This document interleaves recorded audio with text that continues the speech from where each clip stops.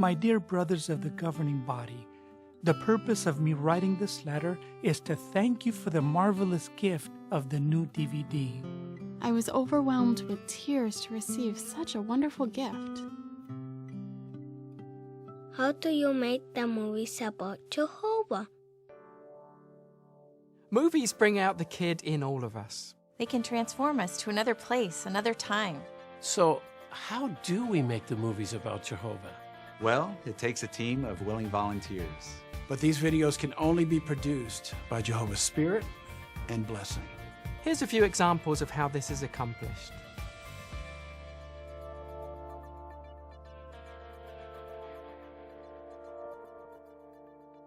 Filming a chase scene in New York City takes a lot of planning and a lot of coordination.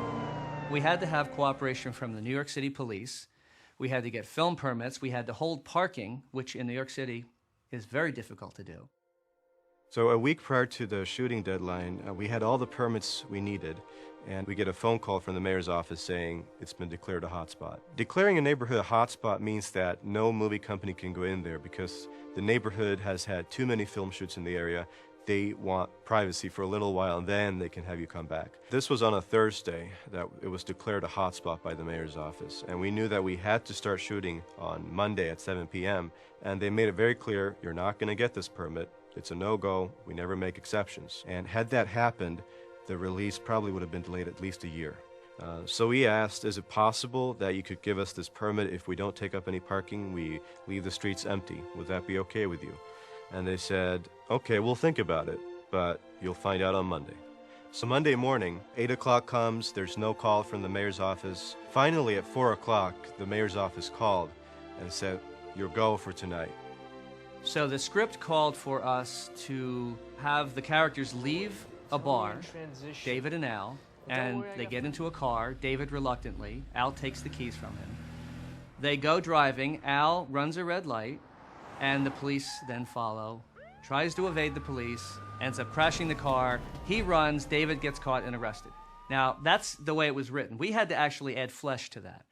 How do we do this in New York City? Well, no one location worked. Although it's always better to film on location, it's not always possible because of logistical reasons. So when David and Al walk out of Pete's Tavern, that's actually a set that was built inside of a building.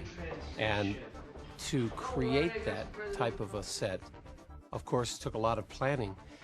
It took visits to actual taverns to see what the ambience was, how their signs were placed, what colors they used, the aging of an older tavern, how we could create that in a movie set. So we were able to take all of our different ideas and put that into Pete's Tavern so that when you're in there, you feel like you're in the real place. So they actually leave the bar. It's a set that's located in the factory building. So they exit frame.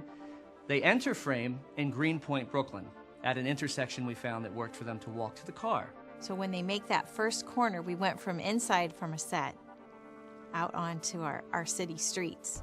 The car pulls out of the shot, and we pick it up at a completely different area of Brooklyn where they're driving down the street. In order to make the scenes work, it was going to be necessary to have a police car. The difficult thing is you can't really just buy a police car. So we took 2 plain white branch vehicles. We were able to just decal them up. We had to purchase all of the lights, and they had to be fully operational because they would have a chase scene. So that meant that they had to be running, driving police cars. The lights had to work. Everything had to look like a police car, right down to the wheels and tires.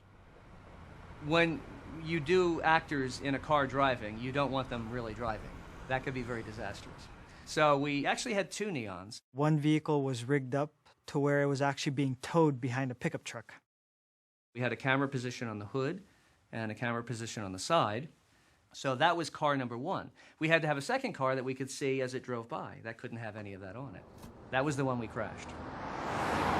We had wireless microphones placed inside the car for each of the actors who have this dialogue back and forth about whether or not to run from the police. But one of the problems that we had was the wireless microphones were cutting in and out. So what we had to do was bring the talent back and re-record their lines here on site in a vehicle with something that's called ADR, which is automated dialogue replacement. And that's a process where we replace those original lines with new lines that are recorded in a controlled environment, and that gives us clean, high-quality audio for that scene. Another challenge that we encountered was recording the sound effects, such as the sound of the engine of the car.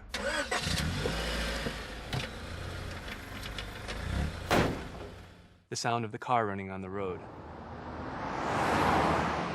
So we had to go back and record some of the sounds, and then we took the clean dialogue, we took the sound effects and the finished music and mixed them together, and we got something that sounded like this.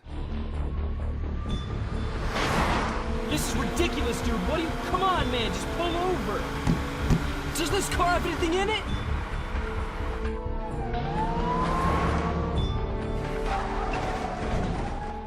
So there, the chase sequence finishes on all of these side streets around the J Street parking lot. We didn't want to put our two novice young Bethelites in any harm's way, of course. So we had to have a stunt driver, but we also had to have a dummy for David. So we actually had a dummy that was put into the car, the passenger seat, so that when the vehicle went around and crashed, it wasn't really our character David in the car. So sometimes when we're filming, it may take maybe several months to film one scene. So we have to make sure with continuity that everything matches. Like if our main character, their wardrobe, their hair, makeup, would all have to continue to be the same during a filming period. An interesting experience happened when one of the police officers who works with the film unit in New York City, works with big movies for 20 years. He drove up where our cars were, and when he got out of his police car, he said, "Why is another precinct here? This was our job this evening." And I remarked to him, I said, that's our cars for the scene this evening. And he was very impressed because he said the cars looked very real, and we did a very good job in putting the vehicles together. Now he sees how well dressed we are in safety vests and everything. He came up to us and said, "You know, I've been doing this for 20 years, and I've never seen a crew as professional as you." And I thought that was a pretty neat compliment. Coming from a worldly police officer who works with professional movie crews, they looked at our inexperienced crew and thought it was the most professional. But it really goes to show you how Jehovah's Spirit can bring people together and get something done that could not otherwise get done.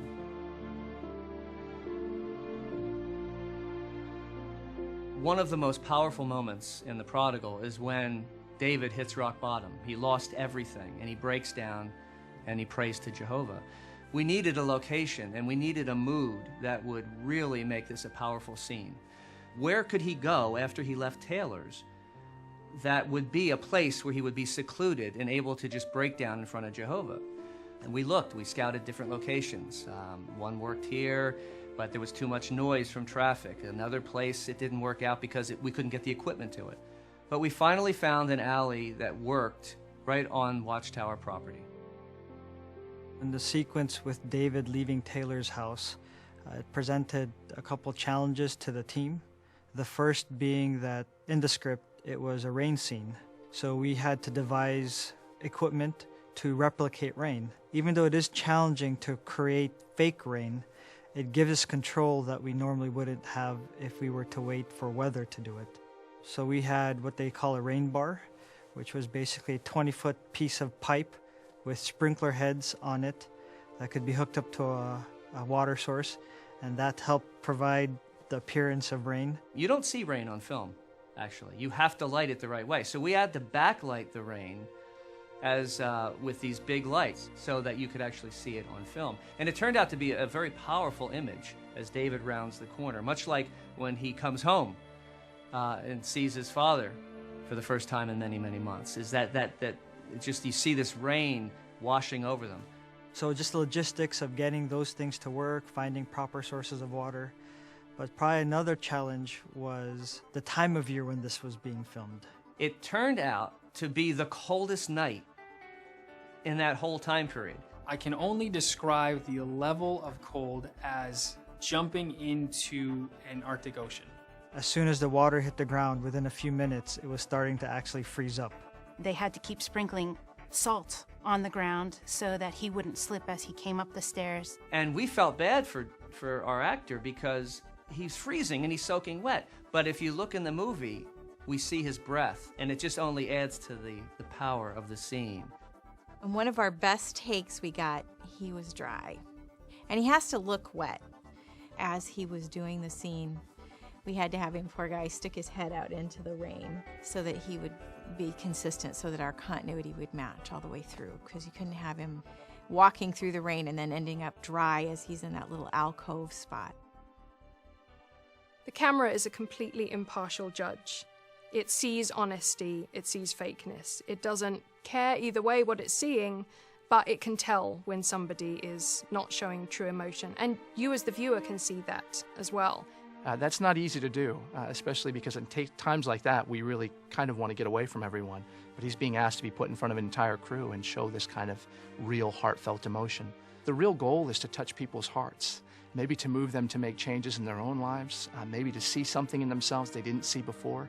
And so that ability to be able to bring a believable performance, even if at times it's very painful for us, to bring those emotions forward in our own lives, it really helps to have the audience connected through their heart. So it only takes a few minutes to watch. Actually took several weeks to produce. Then all of these hours and hours of footage is given to post-production, where the editor has to go through this footage and create the story to produce the final result. After the video is edited, we take the final English script, the final menus and on-screen text, and we provide that to the branches. And then they take all of that material and they translate it into their language. Bakit mo ba binibilisan? Matatakasan pa natin yan. Ukuanan natin. Iwo, kumbanam niya kwan po kiraises. Донга на них погода погамаки. Идиотизм какой-то. Что ты? Давай уже останавливайся. Да что за телега? It's always exciting when we finally get that DVD at the convention, and we think this is not only being provided to us, but it's being provided to brothers and sisters around the world in their language. This is Jehovah's work.